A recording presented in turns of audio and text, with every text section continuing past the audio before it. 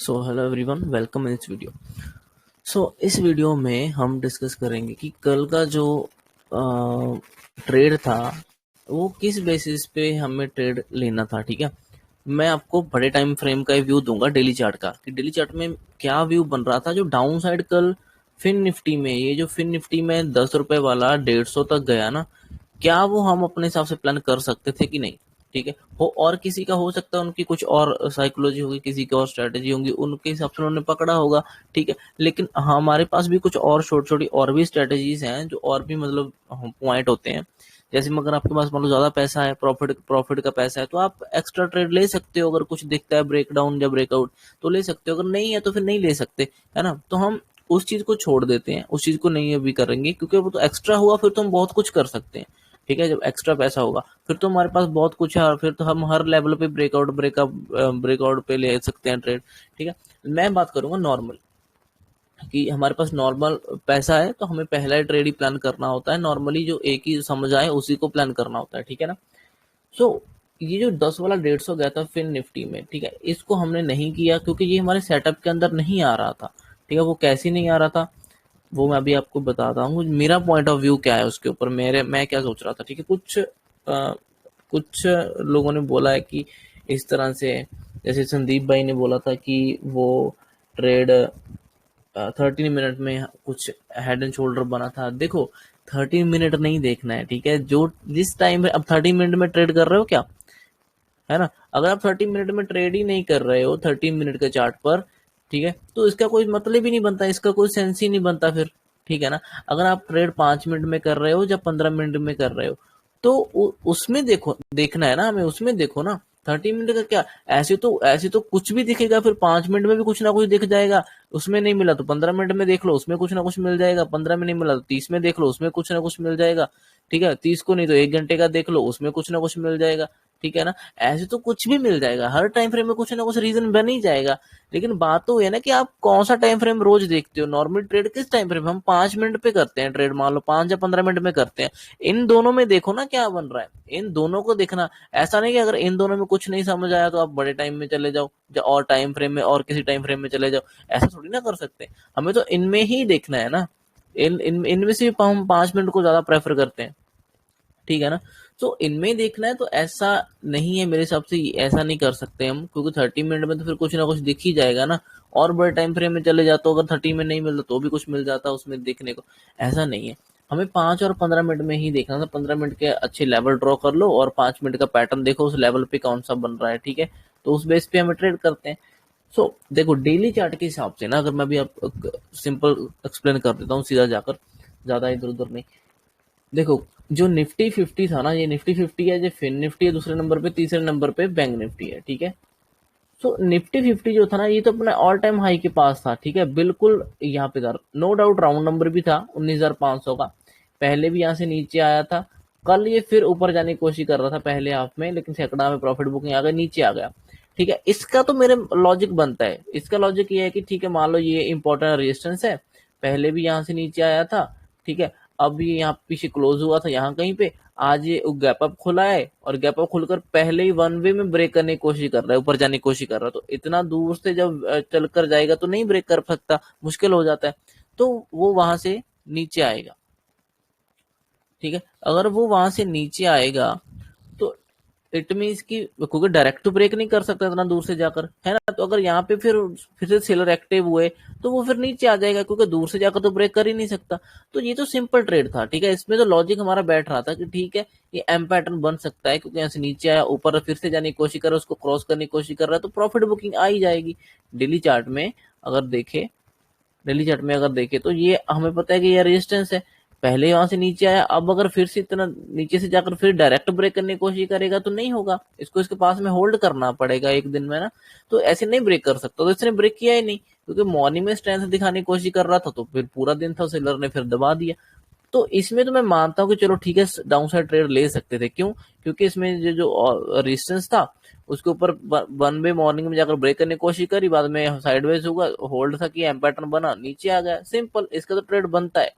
ठीक है, क्योंकि बड़े टाइम फ्रेम में एम पैटर्न है, बड़ा इंपॉर्टेंट राउंड नंबर, सब कुछ बिल्कुल परफेक्ट है, इसमें ट्रेड बहुत इजीली दिख भी रहा था और मिल भी रहा था। ठीक है, लेकिन बात तो फिन निफ्टी की है ना, हमने फिन निफ्टी को देखा कि फिन निफ्टी में 10 वाला 150 हो गया। अरे फिन निफ्टी में अब देखो, जहां तो ये फिन निफ्टी यहाँ पे होता, ऊपर रेजिस्टेंस के पास होता, ये बीच में यहाँ से कैसे भी नीचे आ गया, और ये तो 20,200 राउंड नंबर है, चलो ठीक है मान लिया राउंड नंबर है, बट अगर राउंड नंबर को भी मैं देखूं, अगर यहाँ से ड्रॉ करूं तो कोई मतलब तो नहीं बनता ना। ये तो देखो पिछले 1 दिन 2 दिन 3 4 5, पिछले 5 ही दिन से नीचे को ही आ रहा था छोटी छोटी कैंडलों में, तो नीचे को भी स्ट्रेंथ हो कहीं दिख ही नहीं रही थी, ठीक है ना। तो नीचे का भी डेली चार्ट में कोई स्ट्रेंथ नहीं दिख रहा था, कि ऐसा भी नहीं था कि हाँ कोई बड़ी रेड कैंडल बनेगी तो उसके आगे हम एक्सपेक्ट कर लेंगे चलो ठीक है इतनी बड़ी कैंडल बनी है तो और नीचे भी जा सकता है, एक और कैंडल मिल सकती है, ऐसा तो नहीं था। ये तो छोटी छोटी कैंडलें बनाकर नीचे आ रहा था, तो साफ दिख रहा था कि नीचे आने में वो इंटरेस्टेड तो है नहीं, छोटी छोटी कैंडलों में आ रहा है और वॉल्यूम भी नहीं है लोग उसको लेकर, अगर बड़े लोग इंटरेस्टेड होते हैं हैवी क्वांटिटी तो बड़ी बड़ी कैंडल बनाकर लेकर आते नीचे, लेकिन वो नहीं आ रहे, तो छोटी छोटी कैंडलों में आ रहा था, और ऑलरेडी वो पिछले 4 5 दिन से इस तरह से नीचे को ही आकर बैठा हुआ था। तो हमारा यहाँ से हम ये एक्सपेक्ट करेंगे क्या कि यहाँ से आज ये ऊपर यहाँ से रेजिस्टेंस लेगा और बड़ा फॉल कर देगा, ऐसा तो हम प्लान ही नहीं करते ना, ऐसा होता ही नहीं है। क्योंकि अगर 2 4 दिन से नीचे को आया हुआ होता है तो हम ऊपर का profit book and trade plan करते हैं कि ये 4 दिन वाले थोड़ा सा ऊपर निकला तो ये प्रॉफिट बुक करेंगे, ऐसा प्लान करते हैं। ऐसा तो हम कभी नहीं देखते कि 3 4 दिन नीचे आया हो और फिर से वहां से रजिस्टर लेके बड़ी मूव कर दे। ये ये डिफाइन नहीं कर सकते, ये हम इसको प्रोडिक्शन इसकी नहीं कर सकते, ठीक है। ये जो एकदम से यहाँ से फॉल आया ना ये वाला, इसका कोई मेरे मेरे माइंड में नहीं बैठ रहा, ठीक है। मैं इसको ट्रेड नहीं कर सकता था, क्यों? क्योंकि मेरे सेटअप में ही नहीं बैठ रहा। देखो ना तो ये जा तो होता कि ये नीचे आया था ऊपर फिर से जाता यहाँ पर मिलता ना मुझे, तो फिर तो मैं अग्रेसिव ले लेता उसको भी, ठीक है। बट यहाँ पर तो कोई मतलब नहीं बनता ना, पिछले दिन से भी रेड कैंडल थी, एक दिन से दूसरे दिन से भी रेड कैंडल थी, तीसरे दिन की कैंडल जो भी वो भी छोटी सी होल्ड कैंडल ही थी ग्रीन, है ना, उसमें भी कोई बड़ी बहुत स्ट्रेंथ नहीं थी, उससे पहले भी रेड था।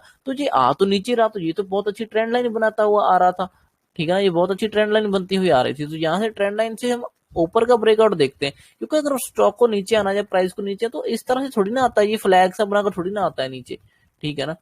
वो अगर उसको अग्रेसिवली गिरना है तो या तो फिर वो एक आध कैंडल में नीचे आ जाता है, एक दो कैंडल में सीधा, जा अगर होल्ड सा कर रहा है तो ऊपर एक और ऊपर को जाएगा, पैटर्न सा बनाने की कोशिश करेगा, ऐसे एम पैटर्न सा जो हेड एंड शोल्डर, फिर वो अग्रेसिवली नीचे आना शुरू कर देगा। तो ये तो मतलब ही बनता है, तो समझ, जैसे निफ्टी 50 का तो चलो समझ भी आ रहा था, ठीक है ना, कि इंपॉर्टेंट रेजिस्टेंस है, वन वे मॉर्निंग में ब्रेक करने की कोशिश कर रहा, नहीं गया, फेल हो गया, बाद में नीचे आएगा, सेकंड नाम में प्रॉफिट बुकिंग कर बन गया, सेलर एग्रेसिव हो गया, तो वो तो समझ आता है। इसका क्या समझ आता है, ये फिन निफ्टी का तो भाई कुछ समझ ही नहीं आ रहा, ठीक है। ये राउंड नंबर, ये तो राउंड नंबर 20,200 था, इतना भी बड़ा राउंड नंबर नहीं था कि जैसे 20,000 है, 20,000 तो बहुत बड़ा है, 30,000 20,000 ये तो बहुत बड़े राउंड नंबर। ऐसा भी नहीं था कि ये बहुत बड़ा राउंड नंबर है कि यहाँ से एकदम से कुछ निकल जाएगा, है ना, ऐसा भी नहीं था। ये तो 20,200 का राउंड नंबर है, तो 200 20,200 वाला तो कम इम्पोर्टेंट होगा ना 20,000 से। तो जहाँ तो 20,000 होता तब भी देखते कि चलो 20,000 वाला लेवल टूटा है और वहां से अग्रेसिव पैनिक हो जाएगा, ऐसा भी नहीं था, है ना। क्योंकि सबको पता है 20,200 है, अगर इससे नीचे आएगा तो 100 पॉइंट पे पहले सपोर्ट मिलेगा, उसके बाद बहुत स्ट्रॉन्ग सपोर्ट 20,000 पे तो मिल ही जाएगी, तो सभी के माइंड में होता है। तो मतलब यहाँ पे डेली चार्ट में कहीं पर भी सेलिंग का सेटअप बन ही नहीं रहा था, ठीक है ना। नो डाउट छोटे टाइम में बन रहा होगा, कुछ छोटे टाइम में हेड एंड शोल्डर पैटर्न वैटर्न कुछ बना होगा, लेकिन हम छोटे टाइम को तो थोड़ी ना देखते हैं सीधा, पहले बड़े टाइम फ्रेम एनालाइज करते हैं, बड़े टाइम फ्रेम पे देखते हैं कि पॉसिबिलिटी किस साइड की ज्यादा हो सकती है, ठीक है ना।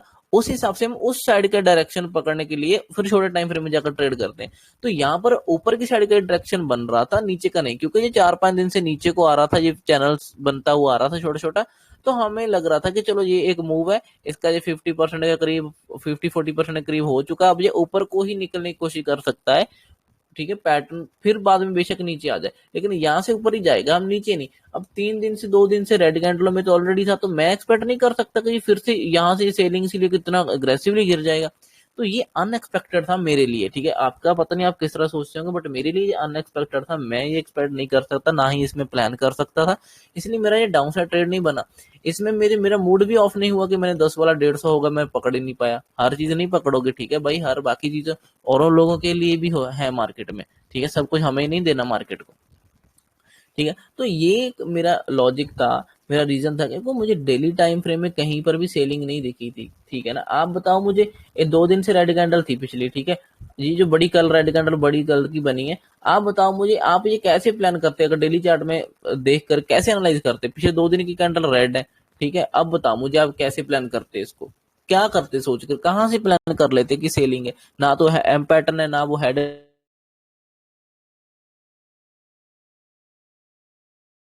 एंड शोल्डर है, ना कुछ और, ठीक है ना। तो हम इसको प्लान नहीं कर सकते, छोटे टाइम फ्रेम में तो वो दिख ही जाएगा, छोटे टाइम फ्रेम में तो बहुत कुछ है देखने दिखाने के लिए, ठीक है। बात तो ये कि दिल से समझ आ रहा है कि नहीं।